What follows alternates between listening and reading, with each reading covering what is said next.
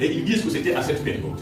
Mais là, les Écritures nous disent qu'à cette époque-là, il y avait de l'eau dans le Jourdain.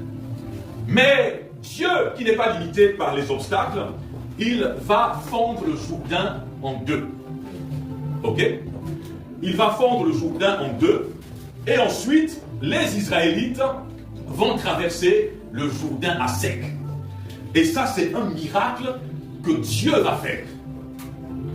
C'est un miracle que Dieu va faire. Et ensuite, l'Éternel demandera à ce que les enfants d'Israël prennent des pierres, donc 12 pierres, qui vont constituer un mémorial pour réveiller le souvenir des enfants d'Israël. Ok?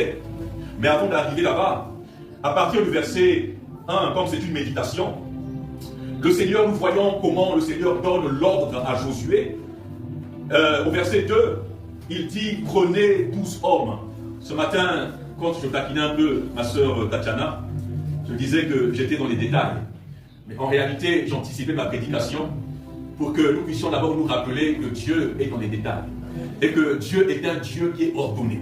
Qu'il ne fait rien au hasard. Amen. Et si nous continuons à lire les Écritures, nous voyons que à chaque fois que Dieu a réalisé un grand miracle, on a l'impression qu'il y a eu comme un protocole. Les choses ne se font pas au hasard, n'est-ce pas? Il y a toute une organisation. Jésus, quand il transforme l'eau en vin aux noces de Cana, il demande à ses disciples de prendre un certain type de vase et ensuite de remplir de l'eau, n'est-ce pas? Il donne des instructions. Et après qu'ils aient obéi, le miracle va s'accomplir. Okay? Donc il y a toute une organisation. Dieu est tellement organisé. Et Jésus dira même, lorsqu'il transforme, lorsqu'il nourrit les 5000 personnes, il demande à ce qu'on puisse organiser ces personnes par rangée. Ah, bien aimé, Dieu est tellement organisé. Dieu est tellement organisé. Ah, et Dieu n'est pas un Dieu de désordre, mais il est un Dieu d'ordre.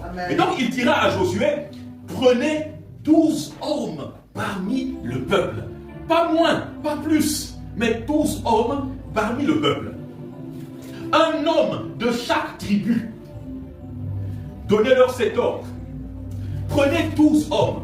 Bon, je ne prêche pas sur le chiffre 12 aujourd'hui, mais en regardant, je me suis rendu compte que le chiffre 12, le nombre 12, c'est un nombre qui revient beaucoup dans la Bible. Un peu plus de 3000 et quelques, plus de 3000 fois, plus de 3000 occurrences du nombre 12. Nombre 12 quand il est seul, mais nombre 12 aussi quand il est mélangé. Par exemple 12 000, vous voyez, 12 000, 92 000. Et le nombre 12 revient à plusieurs reprises. Nous avons les 12 fils de Jacob, donc les 12 tribus d'Israël. C'est toute une organisation, c'est une nation qui est organisée autour du chiffre 12, autour des 12 patriarches, de 12 tribus.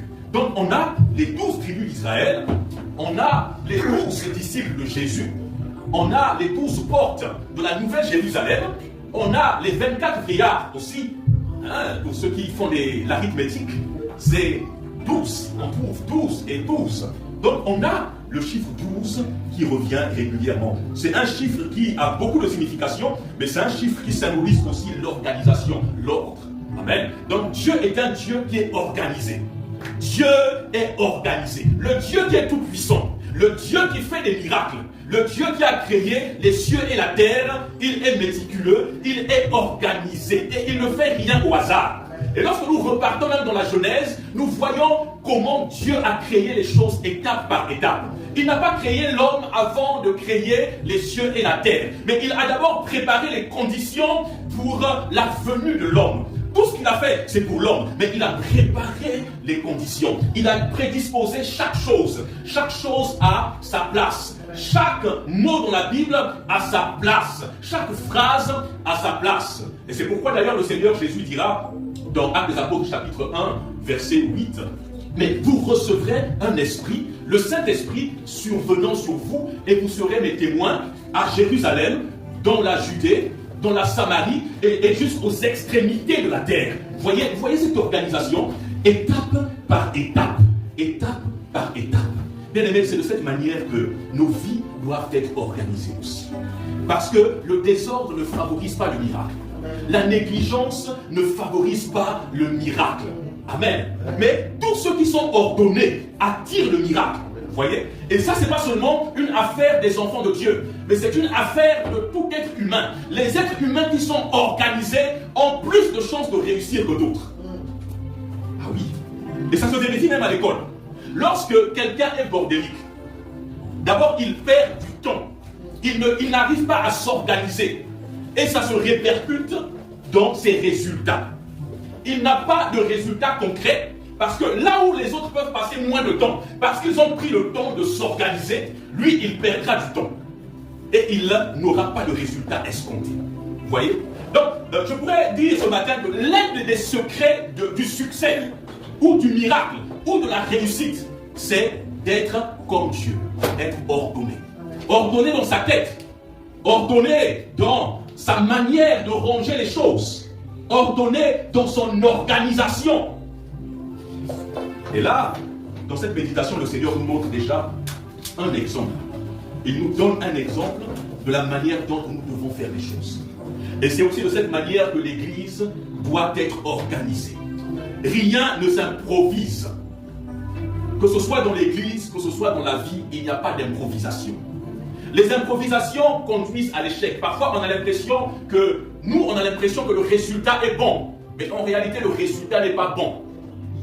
Amen. Parce que nous sommes dans l'improvisation.